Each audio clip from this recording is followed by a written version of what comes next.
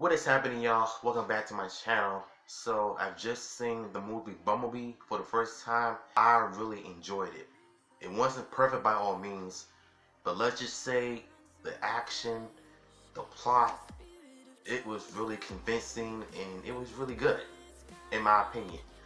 There are some moments that make me question why they needed to put that in the movie. So y'all know how I do with the pros and cons. So let's get to the pros as always. The pros. The beginning of the film, the Cybertron. You can basically just recognize every Autobots and Decepticons from the 1980s TV series. Optimus Prime looks great. Starscream and Shockwave, Bumblebee, they all look incredible in terms of action.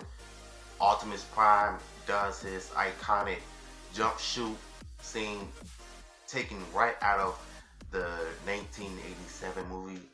I thought that was really incredible for them to do that. And the visual effects,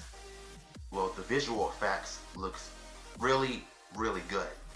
And I can tell that they really took their time, with adding certain elements of the film and just making it more and more unique, trying to make it more entertaining to see. This relationship between Bumblebee and Charlie. Now, Charlie, she's a good character in this movie. I feel like she stole the show a little bit. She's been through a lot. Losing her father to a heart attack. She was not used to handling this new marriage with her stepdad. She works at a carnival. She hates her job. And then she works at a junkyard fixing cars and stuff. Even she doesn't like that job as well. So she's basically living a depressed life. Cases I kind of relate to her because even though I don't have a job, I can see myself working in a stressful job like that, and it's not fun. I mean, I don't have a job right now, but I could just picture myself, working in a job like that, where you become really boring and depressing at the same time. But you gotta do what you gotta do to make money. So I do love the action scene between Bumblebee and Blitzwing. That was really cool to see. The way the cinematography looked, and it's like you're watching a video game storyline, the way that the film is shot. And I love the final battle between Bumblebee and the two Decepticons from Michael Bay. And the reason why I said that is because they look like Michael Bay's designs, but they look better in Bumblebee's movie. No overuse of explosions, no overuse of overscenes and stuff, and the fight choreography looks so good. And Bumblebee just looks so good doing it with his kicks and his MMA style moves. And Angela Bassett's character, the way that she took Bumblebee down with the MMA moves, and then just mom the floor, just throwing hands at him and stuff. I'm thinking they really using martial arts moves in this movie, and it's good to see that. And there's been a whole lot of missile shooting, a lot of firearms used, and I thought it was pretty cool. Now, the biggest con I have with this movie is her parents. Her mother sucked because, one, she's lazy. In the beginning of the movie, she was too lazy to cook breakfast for her family. Then she wanted to get Charlie to take her brother to a karate school and stuff. And knowing that Charlie doesn't have a car. So how do you go to have her take her little brother to a karate class when she doesn't even have a car? It's not look good. That when Bumblebee accidentally makes a mess in the house, causing a lot of stuff to break, she gonna try to get mad at Charlie for making a mistake. But when Charlie pretty much breaks it to her, let her know that she was able to move on to pick another man to replace her own, to replace her late father, and she was well, she's unable to move on and not be able to adjust, it can cause a child to go crazy and just not like her new stepdad.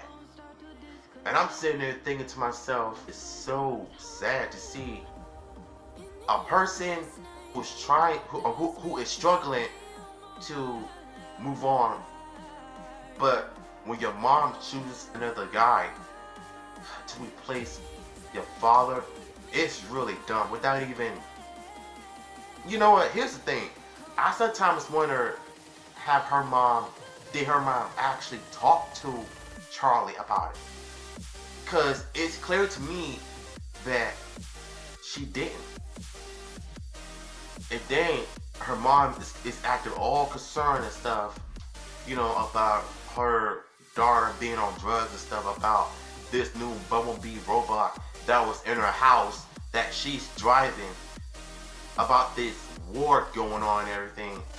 And I truly don't think that this family understands what's going on with their daughter. So apparently the mom is the worst character in this movie.